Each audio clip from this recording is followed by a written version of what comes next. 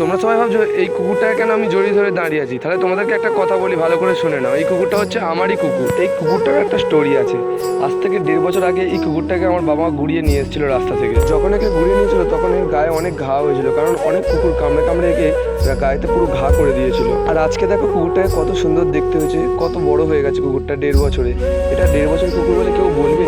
এত বড় হয়ে গেছে, কত সুন্দর ওকে দেখতে হয়েছে। আর ওর সাথে আমার খুব ভালো একটা বন্ডিং আছে। দেখো আমার সাথে কত সুন্দর খেলা করছে কুকুরটা, আমাকে খুব ভালো করে ও চেনে যে আমি ওর হচ্ছে আসল মালিক। কারণ আমি যখন ওর গায়ে ঘা হয়েছিল তখন আমি ডাক্তার নিয়ে এসে ওর গায়ের ঘা ঠিক করেছিলাম। তারপর থেকে এমনই হয়ে গেছে যে আমার বাবা ওকে ঘুরিয়ে নিয়েছে। আমার বাবাকে যতটা বেশি ভালোবাসে তার চেয়ে বেশি ভালোবাসে আমাকেও। আর সত্যি কথা বলতে তো একটা জিনিস ভালো হয়েছে যে ও বাড়িতে থাকার কারণে আমরা বাইরে যখন তখন যেখানে সেখানে চলে যেতে পারি। আর আজকেও আমাদের একটা ফ্যামিলি মেম্বার হয়ে দাঁড়িয়েছে। দেখো কত সুন্দর লাগছে, কত সুন্দর কালারটাও দেখেছো।